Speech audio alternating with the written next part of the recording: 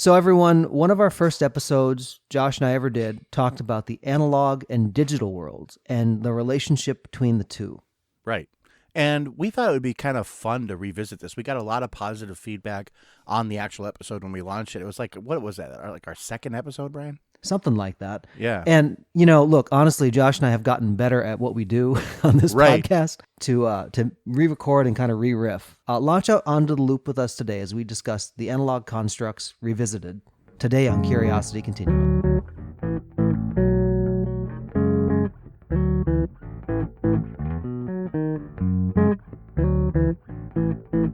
Hey, everybody, this is Josh. And this is Brian. Welcome to the podcast for Curiosity Continuum. Curiosity Continuum is an ever-growing collection of content designed to ignite your creative talents and power up your critical thinking skills. Master your world by learning the essentials needed to thrive in this century. We share conversations that explore, examine, reframe practical topics that help you learn something new and apply what you already know in a new way in the constantly changing world. Be sure to hit subscribe on your favorite podcast app to receive notifications of new podcast content. If you like what you hear and want to dive deeper, be sure to sign up for our newsletter. Visit us at curiositycontinuum.com, and you can also check out what is in the works right now, which is our learning community called Nucleus. Thanks so much, and let's start the conversation.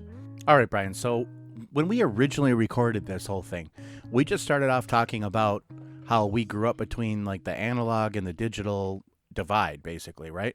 We did, and it was the age before the internet was before the popular. internet, but computers were around, which is something amazing, actually. That it's hard to remember a time when we didn't have the internet, right? Yeah, this was. I think it's so pervaded life. You go like, oh yeah, like that wasn't a thing at one point.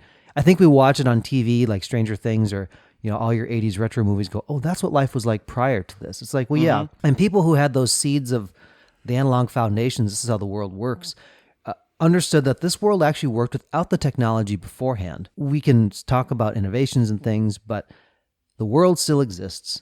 And if technology went away, the world would still exist.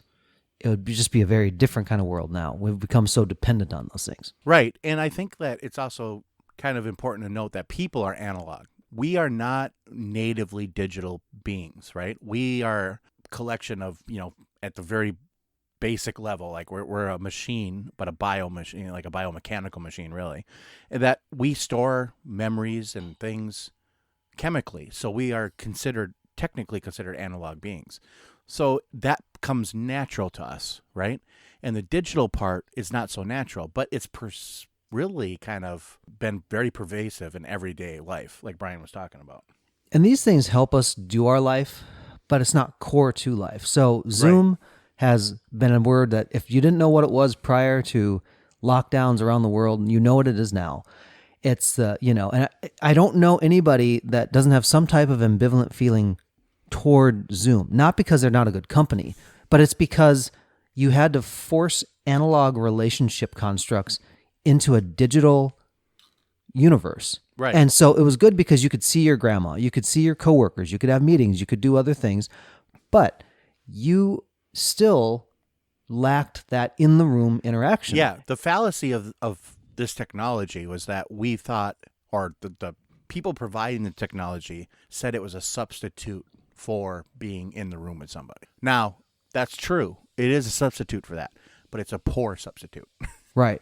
Especially when I think about things like VR or even augmented reality platforms. So my son has an Oculus, and he loves that thing. Right. And, he will play in it, but like he knows even like he takes breaks to go, okay, I need to just give my brain a break.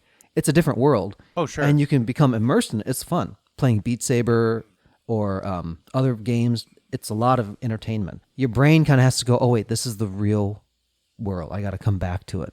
Yeah, and part of that is like with the digital thing, it's trying to trick you into thinking it's real when it's not. So it's trying to approximate the experience right now primarily through sight, right? And there is some like tactile feedback, I should say, that is incorporated into like VR platforms right now. But it's very rudimentary. Look, 10 years from now, who knows what's going to happen? I mean, it might be like a Minority Report kind of thing where we're like totally immersed in it and all of our senses are being used, sight, smell, everything, which actually is kind of scary from a standpoint of I just think technology, right, Brian? Yeah, I mean, you don't want the Matrix to be like the self-fulfilling prophecy where you wake up and You wake up one day and it's Terminator outside. I mean, that's not. That's not not where we want to go. Skynet's actually realized that we are the problem, and now we're gonna be just purged, just taken out of the equation. Yeah. I see a problem with that whole future. Right. So I think between this whole thing, I think I want to drive the conversation a little bit. Let's talk about why the analog foundations are important. Okay. So yeah, in a digital world, you still have to have like servers. Right. So here's what's interesting to me. So if you go way back in the time, not too long ago, there were, and there still are, but when you had like a business, for example, and Josh has set up some of these with his dad and his growing up, it's like you had a server room. Right. And you had things going on in that server room. Yep. And you wired up the company, right? Yeah. Okay. So that's like physical hardware to like, and there's a power supply going into that. You're plugged into the power grid, right? There's all these dependencies to make that thing work. Correct. Then when you had like cloud server technology and things like that, well, you still have to have these servers somewhere, but it's like you now had access not where it didn't have to be in your building. Yeah, it was out of sight, out of mind. It was the thing that humans do where if I don't see it, it's not a problem. Yeah. Until you drive by a building in the middle of nowhere and it's this huge warehouse and you're like, what the heck is that? Well, that's a server farm. Or that's the Microsoft Azure cloud. That's the cloud. That's like part of it. Yeah. It's not actually a cloud. No, I mean, they have to have a physical location to store this data. I mean, think about like YouTube, how much video content they have that they have to store somewhere. It's probably the size of a small city, honestly. Right. And it's decentralized, so it's spread out all throughout the world. So what happens in those situations is that like it's when it's decentralized, like you can't like strike one part of it and like the whole thing goes down. It can obviously you can damage certain things or certain nodes in it. People, I think, when they think about the cloud, it just is like this concept of like, well, why isn't it over here? So like I talked to somebody recently and they're just not quite as tech savvy, and they said, well, it's in the cloud, but there's different accounts. They had Google, they had Dropbox, they had Amazon Photos, and like, where are my photos? Well, they're in the cloud technically, but there's still these components that you do. It's not just like one big thing that you grab from. There has to be ways for it to come back into the real world. Right. And that's why the foundations of analog being who we are, meeting people in person, doing that in-person dinner, that kind of thing. Those are important. Not only do we derive, first of all, intense satisfaction, even if you're an introverted person like myself, you really do get energized when you meet people, talk to people. Now you're going to get very overwhelmed very quickly. And that's a difference between, I've learned that over the last year or so, that the difference between me and like Brian, for example, like Brian will just keep going.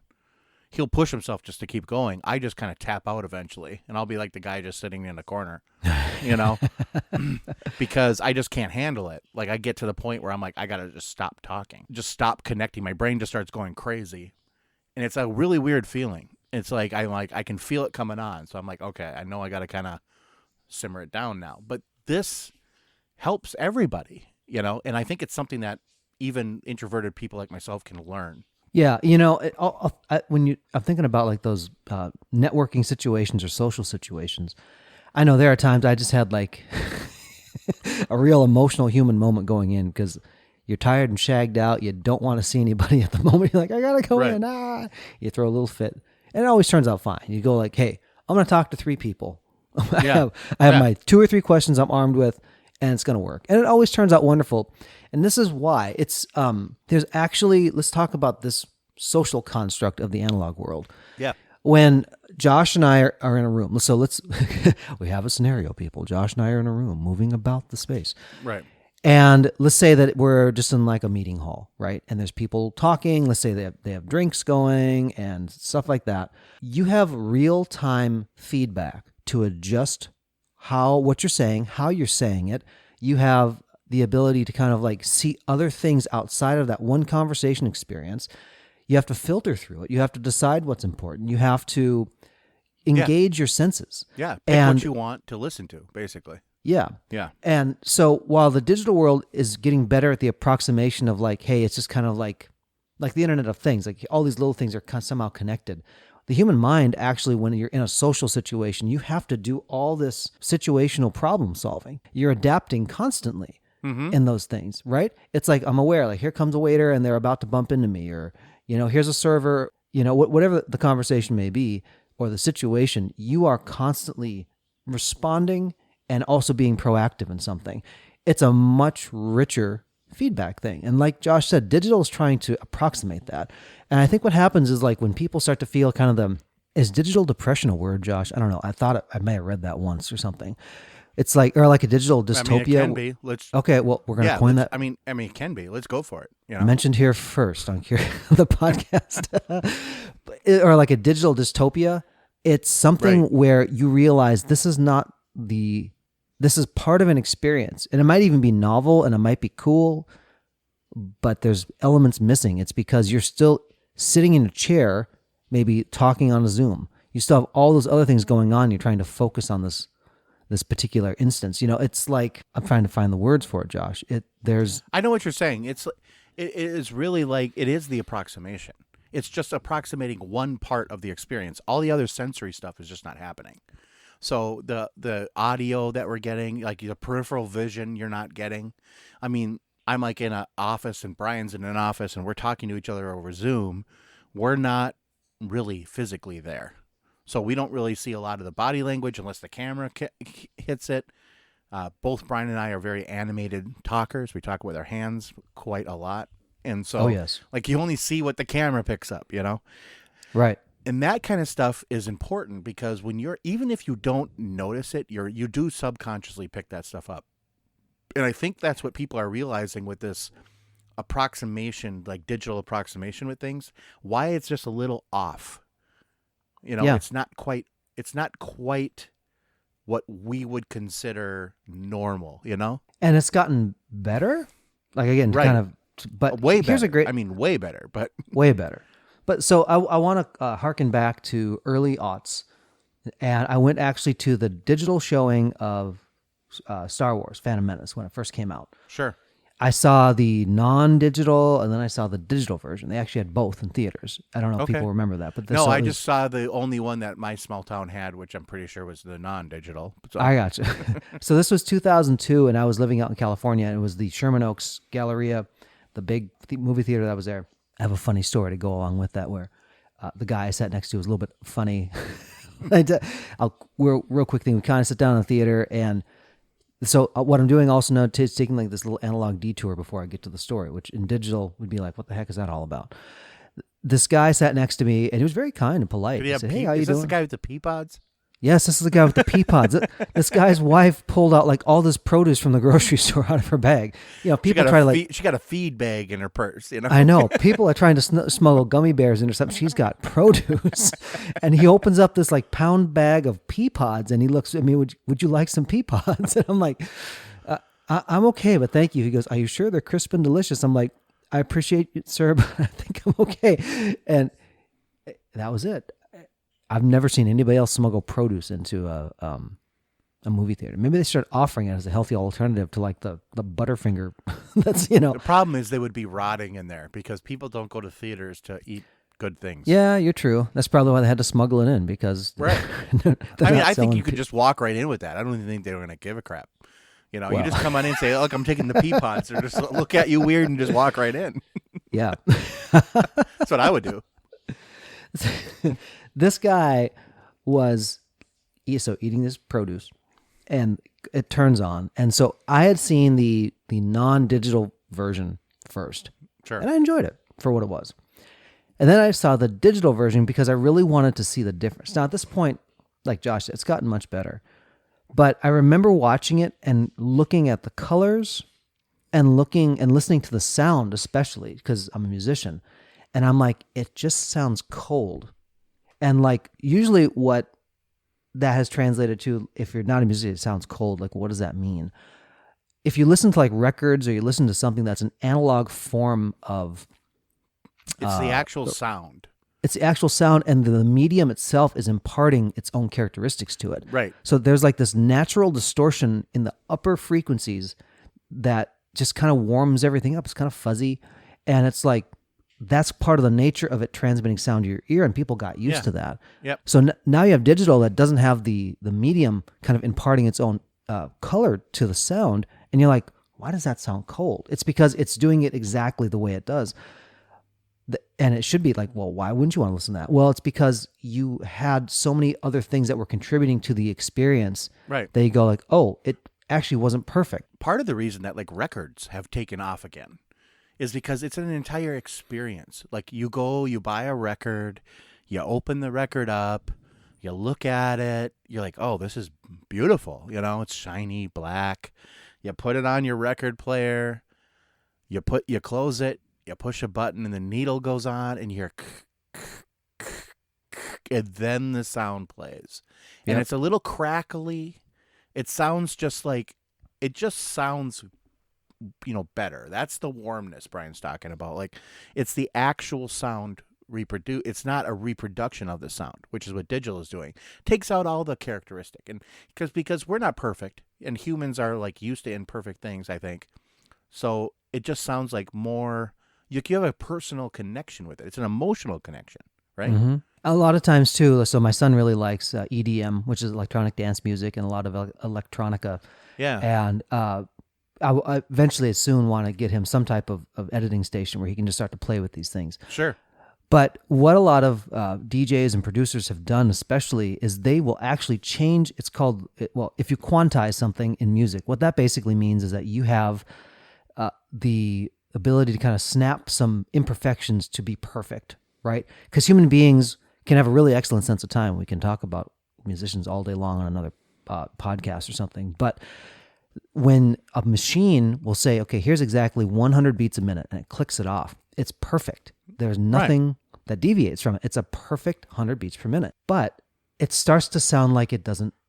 Why does it sound like it's sterile? It's because human beings, when they play music, and you're a musician and you have your fingers are touching strings or keys or something, there's physical things that happen, and that they're actually controlling. They're kind of playing around the time. Absolutely. It's not the letter of the 100 beats. It's like how I'm feeling, and am I playing a little behind? I always explain to young musicians that when they think about time, it's everybody's responsibility in a band to have an excellent sense of time. That doesn't mean that you play everything exactly all together. Right. But you have the concept of like this beat that happens in a moment, and it's like a ball. And I said, like, depending on where you're placing and responding to others, like you may be on front of the beat, which means that the leading edge of the ball, as it's going to hit that 100 beats a minute, will feel different than if you play it right on top or right behind. So a great example of that, if you listen to Beach Boys, right? Carol Kaye is one of the bass legends in the world. Started playing professionally in 1949 on jazz guitar. And then in the 60s, when the bass player didn't show up for the gig, she picked up the electric bass and basically transformed the instrument and was one of those early pioneers on the electric bass. She, from her jazz background, always played, just a little bit on top of the beat. And if you listen to the Beach Boys records, and she played on all those, you have that. It kind of like feels California-ish. It's like moving along, and it kind of has like this forward motion feeling, right? And then you listen to something like D'Angelo, where Pino Palladino played on it, and way behind the beat, they feel differently. And it's not something that if you don't not looking at a screen to go, why does that? It feels a certain way. And when you look at it, it's like, well, because this person's playing it here, this person's playing this here, and it's a series of compromises in the real world that you almost have to program in now. So when I talk about producers and EDM, they're actually building imperfectness into their songs to make it feel more human. Right.